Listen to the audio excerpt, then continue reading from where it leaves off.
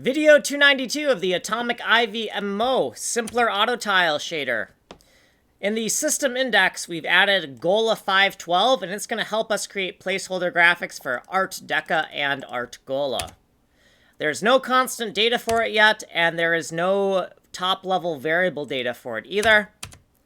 Here is the stub for the Gola 512 functions. There's nothing here yet except for a note telling us what it's going to do. Here's what we did previously, and we refactored a lot of names in our notes because we've kind of converged on the idea of calling this general concept Gola rather than a Gola, because that's too many letters. So we just went in here, and anywhere you see REF for refactor, that's where we've refactored things in our previous notes. And then here we've made a big block of refactoring notes. So these names here, we decided to call them these names here. And we decided to stick with a Gola 20 though. So I decided not to use this name here. I didn't think the leading 0 gave me much extra. So here's what we did. We just stubbed in Gola 512, and we did a little bit of naming and refactoring. So that's all we did.